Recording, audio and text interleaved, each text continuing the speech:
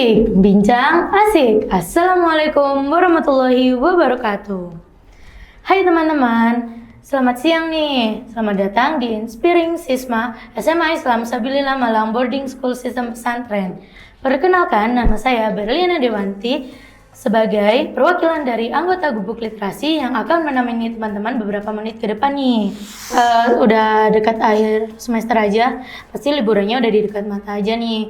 Nah, kalian pasti libur gak sih? Kalau waktu liburan itu kalian mau habisin waktu liburannya kayak gimana?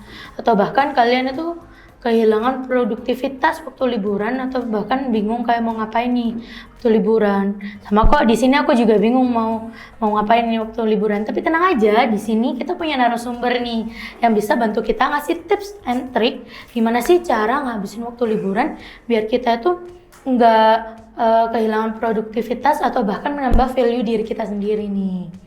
Nah, di episode kali ini kita bakal ngobrol yang sekiranya tentu dengan narasumber yang berpengalaman dan punya tips yang keren dan punya relasi yang banyak banget buat kita, buat nambah relasi kegiatan apa aja sih yang perlu kita lakukan di liburan nantinya. Nah, di sini saya bersama dengan Bu Fatia selaku perawat unit kesehatan siswa di Sekolah SMA Islam Sabilillah Malang Boarding School yang selalu siap menjaga kesehatan siswa sekaligus berbagi wawasan luar biasa tentang cara liburan anti mager. Assalamualaikum Bu Fatia. Salam Berli. Nah, kan kita udah ini nih udah mau liburan nih akhir semester. Kita kan pasti kayak bingung nih, aku mau liburan ngapain ya, atau aku mau jalan-jalan nih. Tapi kalau jalan-jalan bosan nggak sih? Atau gimana kalau kita di rumah aja? Tapi kalau di rumah aja bingung nggak sih kita mau ngapain gitu? Bahkan kalau kadang di rumah kita malah baca buku monoton aja bingung, atau bahkan kita malah main gadget scrolling TikTok atau apa, ini kan juga bingung, Instagram gitu. Jadi saya akan memberikan beberapa pertanyaan mungkin sekiranya berhubungan dengan liburan ini tadi. Jadi buat liburan yang pertanyaan yang pertama nih Bu. Pertanyaan, kan Ibu sebagai perawat UKS nih ya. Nah, saya penasaran Bu, kayak kenapa ya kerap kali momen-momen liburan itu kalau bikin seseorang malah bikin kayak harinya tuh lebih tidak produktivitas dan malah mereka tuh kayak lebih sering mager-mageran. Nah, itu kenapa ya Bu kira-kira? Kita harus tahu dulu apa artinya liburan. Liburan itu kan artinya kita meliburkan diri atau menjeda atau menghentikan sementara waktu kegiatan atau rutinitas yang bisa kita lakukan setiap harinya. Karena pernah capek, jadi kita memang harus mengistirahatkan diri dulu, kita harus mencharge diri dulu gitu. Nah, kemudian kenapa sih nggak jadi nggak produktif ya? Karena memang beberapa orang itu menganggapnya kalau liburan itu ya sudah berleha-leha, bermalas-malasan, mau rebahan aja, mau mager-mageran aja di rumah. Seperti itu, Ber. Oh, jadi kayak kita harus tahu arti liburan sendiri buat diri kita tuh apa. Ya. Jadi itu tergantung dari dengan pemikiran kita sendiri. Mau diapakan nih liburannya, mau dibuat produktif atau mau dibuat malas-malasan nih. Gimana gitu. Iya, Bang. Nah, banyak orang juga yang bilang kalau liburannya waktu refresh pikiran gitu kan, Bu. Tapi banyak juga yang malah stres, kayak yang sudah saya bilang tadi, stres, bingung dia tuh mau ngapain atau mau liburannya harus apa, malah dia tuh kayak aku liburan kok gini aja, aku malah jadi kayak stres sendiri gitu kan. Nah, kalau dari sisi kesehatannya sendiri nih Bu, gimana tipsnya buat menjaga keseimbangan selama liburan ini tanpa merasa kehilangan rutinitas sehari-hari yang udah kita lakukan? Gitu. Yang pertama kita harus membuat to-do list, ya kan Maria? Oh iya. Ya, kita buat to-do list itu. Selain to-do list, kita juga harus memanage waktu dari to-do list tadi itu. Kalau hanya to-do list doang, sehari kita melakukan satu pekerjaan doang, tapi kita nggak melakukan to-do list yang lainnya. Jadi kita harus menggunakan atau memanage waktu dengan baik. Terus yang kedua, selain to-do list itu kita harus selain membuat to-do list tadi itu, kita harus merencanakan atau memasukkan jadwal. Salah satunya adalah olahraga atau aktivitas fisik. Paling enggak kalau misalnya memang mager banget, cukup jalan kaki aja. Minimal memulainya 10-15 menit lah, atau jalan-jalan ke sekitar rumah gitu. Seenggaknya ya kita 30 menit itu sehari untuk berjalan kaki. Terus yang kedua, memasukkan kegiatan refreshing lainnya, misalkan adalah kayak tadi maksudnya kan kita bisa baca novel misal, kita bisa menggambar atau melukis yang sebelumnya nggak sempat kita lakukan ketika kita sekolah, ketika kita bekerja, itu kan kita nggak bisa ngelakuin ya, jadi kita bisa cicil atau kita bisa kita lakukan ketika liburan atau aware dengan kesehatan kita sendiri. Misalkan ketika kemarin kita di Mahat itu kita masa ngeluh ini gitu ya, sakit pilek kah atau gigi kah gitu kan biasanya gitu ya Ber ya. Teman-teman nih biasanya gitu. Jadi kita harus masukkan salah satunya dalam cek kesehatan atau medical check up. Kedua, salah satu yang bisa kita masukkan ke to-do list tadi itu adalah quality time bersama keluarga. Quality time bersama keluarga kan kita nggak bisa dapetin ketika kita di Mahat ya. Apalagi kayak banget, apalagi ketemunya sebulan sekali itu pun cuma berapa jam gitu ya. Berarti itu kalau kunjungan di Malang. Gitu. Ada kan di luar kota ya, berarti di luar pulau kan kasihan. Atau juga malah ada yang nggak pulang malah. Nah benar Berlin, benar itu kan kasihan. Jadi kita harus menyempatkan waktu atau membuat jadwal untuk quality time bersama keluarga. Terus habis itu kita kayaknya harus explore dulu deh Ber, sekitar rumah kita itu ada apa aja sih, contohnya deh. Kita nggak pernah kan masuk dapur, coba kalau kita explore dapur misalkan kita mau masak, kan kita kan nyoba rasa-rasa gitu ya. Atau nggak gitu kita masuk kamar ruang kita kok monoton gini banget ya udah kita dekor aja kamarnya. Boleh. Entah kalau misalkan nggak ngecek kita rubah posisi kamar nih, itu juga salah satu bentuk produktivitas. Bentuk produktivitas dan salah satu bentuk untuk mengurangi satu bentuk untuk menjaga kesehatan mental kita gitu Berlin. Berarti kayak ada banyak sekali gitu kan Bu kayak kegiatan yang meskipun hal kecil itu bisa dilakukan di rumah, itu juga bisa meningkatkan produktivitas. Meskipun cuma hal kecil, baca buku, merubah posisi kamar gitu-gitu. Iya benar. Salah satunya lagi juga kita bisa kita ikut les atau kursus tertentu. Bisa jadi kita ikut kursus memasak kah atau menjahit ya Ber ya. Ada kan ya kita kan bisa datang ke suatu tempat kafe yang di Malang nggak sih Ber? Atau merajut gitu. Kan ada ya tempat kursus, bukan kursus tapi tempat kafe di Malang ini menyediakan untuk melukis, untuk menggambar kayak gitu kan ada ya Ber. Kita bisa datang ke tempat itu untuk refreshing sekaligus untuk mengisi liburan agar tetap produktif. Benar. Nah, kalau misal kita habis ngelakuin kegiatan gitu kan, kita pasti kayak capek dan kita pasti butuh istirahat nih. Nah, kadang tuh orang-orang tuh sulit Bu buat membedakan mana yang istirahat, mana yang juga yang males-malesan gitu. Kalau menurut Ibu sendiri tuh gimana sih tanda-tanda kalau kita tuh udah terlalu banyak mager selama liburan ini? Jadi gimana sih dan gimana juga cara buat mengatasi hal-hal kayak gitu? Kan pasti kita kayak aduh aku istirahat aja deh, tapi ternyata istirahatnya tuh kayak berlebihan, jadi kayak bermalas-malasan kan jadinya. Tapi kalau orang-orang kalau misal kayak kamu tuh kok malas-malasan sih, ini bukan malas-malasan, ini tuh istirahat. Bersembunyi gitu kata istirahat ya Ber ya. Oke Ber, jadi istirahat dan bermalas-malasan itu beda Berlin. Kalau bermalas-malasan itu kan konotasinya menghindari pekerjaan atau rutinitas tertentu karena memang dia nggak ada keminatan dengan hal tersebut. Jadinya aku ingin meninggalkan itu aja karena aku males kayak gitu. Tapi beda lagi dengan istirahat. Kalau istirahat itu adalah kebutuhan dasar manusia yang memang harus kita penuhi untuk merecharge kembali diri kita, recharge kembali energi kita seperti itu untuk istirahat ya. Terus kemudian cara membedakannya gimana? Kalau malas-malasan itu biasanya mulai dari pagi nih. Mulai dari pagi, harusnya aku sekolah nih, tapi aku malas, aku mau istirahat aja gitu. Itu kan beda lagi ya Ber ya. Nah, kalau misalkan istirahat itu Ber, kalau istirahat itu kita menyisihkan waktu setelah kegiatan rutin yang segitu padatnya. Tanda-tandanya kalau kita memang butuh istirahat itu ya, yang pertama tubuh merasa kelelahan, terus kemudian pikiran capek, kayak kalut, kayak gitu, kayak lelah mental. Apa sih lelah mental Ber gitu ya Ber ya, lelah mental.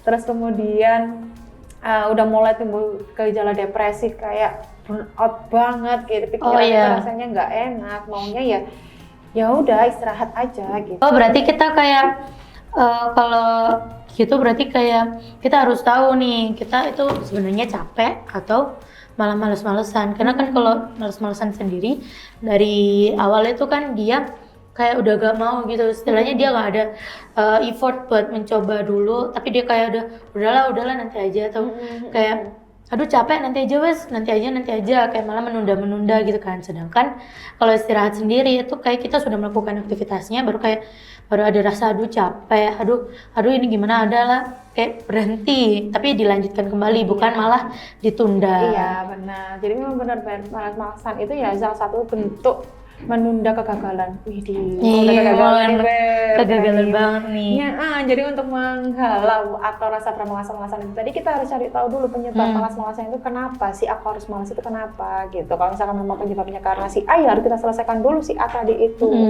Gitu. Kita harus hadapi rasa malas itu tadi, itu kita harus lawan gitu. Terus kemudian kita cari, kita dari bangun tidur tuh sudah harus memotivasi diri. Ayo hari ini aku harus melakukan apa nih? Ayo kita harus berkembang, kita harus nggak boleh malas-malasan gitu. Kita mengafirmasi positif pikiran kita biar tetap bisa melakukan kegiatan-kegiatan yang produktif. Benar banget. Liburan. Berarti bisa pakai sarannya Bu Fat tadi yang menggunakan to-do list tadi ya. Benar. Jadi kalau misalnya hari ini misal hari ini kita libur dulu nih, nggak ngapa-ngapain, tapi besoknya kita punya jadwal yang harus dilakukan, misal beres-beres kamar atau beres-beres rumah atau gini atau cuci baju gini, itu kan udah termasuk produktivitas dan masuk to-do list, dan kita bisa kayak memotivasi diri kita sendiri lah, gimana caranya biar kita melakukan pekerjaan tersebut. Ya benar. Oke, berarti kan kalau kayak gitu kita bisa memanfaatkan kayak handphone gitu kan Bu, buat kalau masalah nggak mau pakai kertas, kita bisa pakai to-do listnya tuh lewat HP gitu kan ya. Di era digital kayak gini nih, kan kita kadang pakai HP-nya tuh buat scrolling media sosial, terus kayak gimana sih caranya kita tuh biar enggak terjebak di era digital burnout tadi yang sudah Bu Fatia sebutkan tadi kan, tapi kita tetap bisa menikmati waktu liburan itu dengan bijak, atau kita bisa menggunakan sosial media online itu dengan bijak. Itu gimana sih kalau menurut Bu Fatia sendiri gitu? Digital burnout itu adalah perasaan yang lelah atau capek terhadap paparan dari digital atau perangkat gadget yang lainnya gitu ya, entah itu laptop, komputer, teman-temannya dan teman-temannya itu kan itu adalah capek terhadap penggunaan perangkat tersebut. Nah, yang mereka rasakan ketika mereka burnout terhadap gadget atau digital tadi itu adalah perasaan yang kelelahan berlebihan, terus kemudian kelelahan sepanjang waktu, kayak seharian itu capek banget, gerak dikit capeknya banyak kayak gitu. Terus habis itu dia itu untuk beraktivitas itu apa sih biar rasa-rasanya itu apa Ber ya? Males gitu ya? Mager kayak gitu. Wow. Jadi untuk lebih lanjut lagi itu mereka akan merasakan gangguan pola tidur. Iya, kayak sering begadang. Terus habis itu bisa jadi depresi karena memang dia melihat berita-berita yang nggak harusnya mereka konsumsi berlebihan. Bisa jadi dia juga merasakan CVS. CVS itu Computer Vision Syndrome. Tahu nggak Ber? Baru tahu nih Bu, apa tuh CVS nih? Jadi Computer Vision Syndrome itu adalah gejala-gejala yang dirasakan ketika terlalu banyak terpapar dengan gadget atau komputer seperti itu. Salah satu gejalanya adalah mereka mengalami mata lelah, matanya perih, terus habis itu kalau misalkan kita sering mengalami kedutan. Di sini ya? Iya, kedutan ya namanya Ibarat. Ya, itu salah satunya bentuk mata lelah. Terus kemudian daerah leher sini itu rasa kaku, terus sering pusing, itu juga salah satu tanda Computer Vision Syndrome-nya. Untuk mengurangi gejala-gejala tersebut, Ber, kayak misalkan yang pertama kita bahas Computer Vision Syndrome dulu ya, Ber ya. Untuk mengurangi gejala Computer Vision Syndrome ya kita memang harus melakukan 20 detik menatap gadget atau HP, terus habis itu 20 menit nih. 20 menit menatap gadget atau laptop atau sejenisnya itu, terus kemudian 20 detik kita melihat sekitaran sejauh 20 kaki atau 6 meter, sekitar 6 meter. Jadi kita melihat, misalkan nih aku Bu Fatia natap gini ya, terus habis itu Bu Fatia sudah 20 menit, dilanjut nanti setelah 20 menit Bu Fatia ngeliat sekitar sejauh 20 kaki. Selama 20 detik. Jadi kayak gini, ngeliat sekitaran gini atau gitu, jauh dekat kayak gitu Ber. Itu selama 20 detik lah, baru boleh kita lanjut lagi. Nah, yang kedua Berlin, kita harus menggunakan posisi ergonomis, yaitu posisi penggunaan antara gadget dengan mata harus sejajar atau itu 90 derajat seperti ini Berlin. Oh, Jadi posisi juga harus tegak. Ini tetap relax tapi ini juga tetap tegak gitu. Nggak boleh juga posisi duduknya yang miring-miring. Yang ada nanti menyebabkan skoliosis. Good job Berlin. Nah selain itu kita juga bisa memfiltering burnout tadi itu dengan digital detox. Apa tuh Bu digital detox? Baru denger nih. Kan, digital detox itu adalah membatasi penggunaan digital. Salah satunya dalam bentuk sosmed atau teman-temannya ya gadget tadi itu juga Berlin. Nah, digital detox itu ada 2 Berlin, ada full digital detox sama partial digital detox. Kalau full digital detox itu kita sudah nggak ada pemakaian gadget selama 1-2 minggu atau selama liburan full itu kita nggak pakai gadget. Terus yang kedua partial digital detox. Kayaknya yang partial ini kayaknya lebih masuk di kita ya, Ber. Iya. Jadi yang partial digital detox tadi itu nanti kita akan mematikan HP selama beberapa waktu. Misalkan ketika kita mulai dulu deh dari ketika kita tidur sampai menuju bangun itu kita matikan HP dulu biar nanti nggak ada notif dari orang-orang, dari WA kah atau dari sosmed yang lainnya seperti itu. Terus yang pertama gitu dimatikan beberapa waktu. Kemudian men-setting. Berarti kayak di pengaturan HP-nya gitu. Pengaturan HP-nya itu kita memakainya berapa lama sih? Terus habis itu kalau sudah waktunya berhenti bermain HP ya kita harus taati. Gitu kan memang dari awal kita harus komitmen ya. Ketiga kita bisa menyembunyikan HP. Misalkan menyembunyikan HP sementara waktu yang sebenarnya kita tahu tempat sembunyinya di mana. Misalkan di lemari nantilah kita ambil. Nah, sembari disembunyikan tadi itu kita bisa melakukan aktivitas yang lain. Dengan seperti itu kita nggak terpaut dengan HP tadi. Kalau misalkan kita mau ngambil pun malas, udah jauh, udah kayak sempil di dalam lemari gitu ya Ber. Nah gitu, jadi kita bisa melakukan aktivitas yang lainnya selain selain mager-mageran menggunakan HP atau gadget tadi itu Berlin. Seperti itu Ber. Berarti banyak banget ya Bu caranya bisa kita gunakan tadi buat biar nggak digital burnout tadi itu. Atau bahkan kayak FOMO tadi tuh, fear missing out tadi itu. Jadi kita kayak bisa mengurangi hal itu dengan cara-cara yang udah dikasih sama Bu Fatia tadi. Nah kan kalau liburan gini kan atau liburan produktif itu kan nggak harus selalu tentang sibuk bekerja atau sibuk belajar atau kita bahkan kayak nyicil belajar gitu kan nggak harus selalu tentang kayak gitu kan. Nah gimana menurut Ibu tuh gimana sih cara buat kita tuh menemukan aktivitas yang menyenangkan tapi kita tuh tetap enjoy dan tetap berkembang atau menambah value diri lah sekiranya gitu. Pertama tadi kita yang sudah bahas sebelumnya ya Ber, kita bisa mengikuti kursus atau les itu salah satunya untuk menambah value diri kita. Terus kemudian kita bisa mengikuti kegiatan-kegiatan yang lainnya, ikut sebagai volunteer kah atau seperti itu. Terus kemudian kita bisa melakukan hal yang nggak bisa kita lakukan selama bekerja atau selama sibuk kemarin. Bekerja atau belajar sih kalau gitu ya. Kita bisa melakukan kegiatan yang selama ini kita tunda. Terus kemudian kita bisa selama di Mahat itu kan kita cuma berkutat di sekitar Mahat, sekolah kita nggak pernah berkunjung ke rumah gitu ya. Berkunjung pun sekali dalam sebulan dan beberapa jam doang kan ya. Coba kita explore dulu sekitar rumah kita Ber. Kalau misalkan kita jarang ke dapur cuma cuci piring doang sama makan doang kan kayaknya ya udah itu hal yang monoton biasa aja. Coba kita misalkan kita buka-buka lemari, kita cek bahan apa nih di dapur, coba yang bisa dimasak gitu. Kan kita coba menu resep-resep baru gitu, nyobain menu-menu baru gitu. Nah itu salah satu bentuk untuk mengisi liburan dengan yang produktif. Terus kemudian coba kita masuk kamar kita kayaknya dari dulu gini-gini aja nih selama liburan juga gini-gini doang. Coba deh kita menata kamar-kamar kita, kalau seenggaknya nggak bisa untuk mengecat rumah atau mengecat kamar tadi itu ya seenggaknya ya udah kita pindah posisi kamar tadi itu, misalkan lemarinya dipindah ke sebelah sini terus ini nanti itu merubah pandangan kita gitu. Terus salah satunya juga bentuk untuk menjaga kesehatan mental kita Ber. Itu kan juga refreshing juga. Biar gitu. Kita kayak apa sih kamarnya kok kayak gini aja, gantilah suasana baru sambil bikin diri kita tuh produktivitas juga. Benar-benar. Terus kemudian sekarang lagi hits juga yang DIY.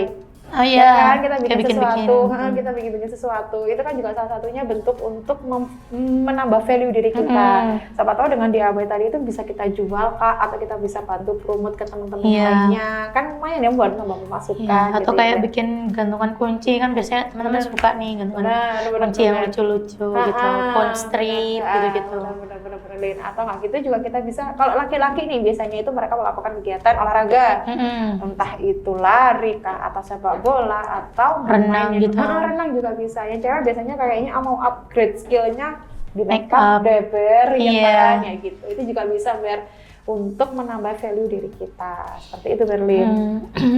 Berarti kayak kita punya banyak cara nih. Sekiranya nggak harus hal besar buat bikin kita produktif itu kan. Padahal cuman pindah posisi kamar atau kita masak, kita bersih-bersih kamar, kita melakukan hal kecil di rumah itu udah termasuk produktivitas ya kan. Benar.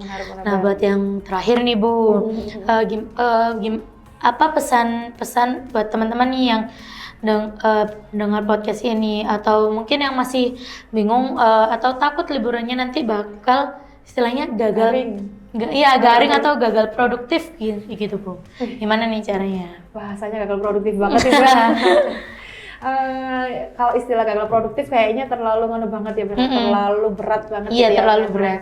Ya, kalau caranya biar bisa mengurangi resiko gagal produktif tadi itu ya kita memang harus merencanakan tadi ya Ber ya. Kita harus merencanakan dulu kita liburan mau ngapain, mau liburan kah atau apa gitu kan. Istirahat atau bermalas-malasan itu boleh. Istirahat memang perlu, tapi kalau bermalas-malasan itu juga boleh Ber, tapi malasnya itu nggak boleh berlebihan. Kalau misalkan malasnya itu bisa sambil menuliskan rencananya.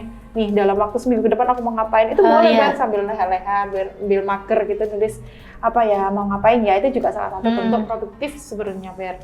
Terus yang selanjutnya jangan lupa, karena kan kita musim hujan juga ya Berlin ya, jangan lupa pergi kemanapun, vacation kemanapun jangan lupa membawa payung. Benar, atau jas hujan. Atau jas hujan. Konsumsi vitamin jangan lupa, minum air putih yang banyak, kurangi makan makanan yang ciki-cikian atau pedes-pedesan gitu. Dan manis-manisan serta yang es-esan kayak gitu itu agak dikurangin dulu. Terus kemudian jangan lupa bawa hand sanitizer. Kalau misalkan jauh dari tempat yang nggak ada cuci tangannya, dari cuci tangan, atau ya itu tadi gue bawa tisu basah. Minimal bawa tisu basah atau hand sanitizer itu. Kan kita biasanya mau makan kita lupa untuk cuci tangan misalkan, atau nyemil dikit kita kan lupa ya itu minimal bawa hand sanitizer itu Berlin. Biar menjaga kesehatan juga ya. Jadi selain kita liburan itu nggak ada sesuatu yang boring, tapi kita punya banyak sesuatu kegiatan kan yang harus dilakukan, terus sama kita juga harus menjaga kesehatan kita nih. Apalagi musim hujan rawan banget pilek, batuk, radang, gitu-gitu. Jadi kayak kita harus bisa menjaga diri kita sendiri dan memotivasi diri kita sendiri lah. Benar. Jangan lupa Berlin terakhir juga manajemen stres Berlin. Apa nih kan? Biasanya kan kita liburan itu stres gitu, yang mau ngapain kayak gitu kan bingung ya. Jangan lupa tadi yang pertama yang kita harus kan to-do list, yang kedua manajemen stres. Jadi manajemen stres itu ada 2 Berlin. Namanya relaksasi. Jadi relaksasi autogenik dan relaksasi progresif. Relaksasi autogenik itu adalah tarik nafas panjang 3 kali, menahan 4 kali, terus membaca istighfar juga bisa. Nah itu. Kemudian kalau relaksasi progresif itu adalah melemaskan otot-otot Berlin. Jadi dikakukan dulu ototnya, kemudian diregangkan pelan-pelan. Gitu. Itu juga salah satu bentuk untuk mengurangi rasa stres ketika liburan atau capek ketika liburan tadi itu. Karena kita terlalu banyak banyak kegiatan, akhirnya kita lupa untuk beristirahat atau kelelahan banget. Terus yang selain itu, selain manajemen stres tadi Ber, jangan lupa untuk aktivitas fisik ketika liburan. Ya minimal kayak jalan gitu kan tadi Bu. Kalau misalnya di mall bisa nggak sih Bu gitu jalan? Boleh banget Berlin. Jalannya di mall jalan aja ya Ber ya. Tapi jajan nggak nih? Gitu. Tapi tetap jajan itu boleh. Tapi tetap kembali lagi prinsipnya semuanya itu boleh, nggak boleh berlebihan. Tapi nggak boleh berlebihan. Benar Berlin. Itu Berlin. Wah kita obrolan kali ini kayak berat ringan tapi kayak Di situ kita membuka wawasan yang cukup luas juga ya. Apalagi kita jadi tahu kalau liburan produktif itu nggak harus bikin kita stres atau sibuk sendiri atau kayak gimana-gimana, tapi kita tuh bisa memanfaatkan waktu dengan cara yang tepat dengan melakukan hal-hal yang kecil seperti yang Bu Fatia sebutkan. Jadi liburan kita tuh bisa lebih seimbang dan bermanfaat nih. Tapi selain itu kita juga bisa memanfaatkan waktu 2 minggu tuh sebenarnya tergantung orangnya. Jadi 2 minggu tuh bisa dibilang lama, bisa dibilang terlalu cepat. Dari gimana cara kita tuh memanfaatkan waktu liburannya juga. Nah, saya juga berterima kasih di sini kepada Bu Fatia atas tips-tipsnya dan tentunya waktu yang sudah diluangkan dan telah memberikan tips-tips yang hebat banget buat kita tadi. Nah, bayangin aja kalau misal kita liburan itu bisa dengan cara produktif. Misal nih kita semua orang-orang yang dengar podcast kita kali ini nih, itu melakukan to-do list jadi ini atau ini, pasti kita masuk balik-balik ke sini kayak energi kita jadi lebih positif gak sih nantinya? Terus jadi kayak kita lebih siap buat menghadapin semester 2. Pastinya semester 2 kan lebih hektik kan. Apalagi buat kita yang kelas 11 persiapan buat kelas 12-nya atau kelas 12-nya buat SNBP, kelas 10-nya persiapan buat kelas 11-nya nanti. Pasti kita jadi lebih siap dan lebih refreshing lah pemikiran kita. Recharge lagi ya energi kita. Ya. Nah, jadi nikmati liburan kalian dengan recharge diri kalian jadi biar kalian terus menginspirasi bagi kita semua atau bagi lingkungan sekitar kalian nanti. Jadi sekian dari saya dan Bu Fatia. Wassalamualaikum warahmatullahi wabarakatuh. Sampai jumpa di episode selanjutnya. Dadah teman-teman.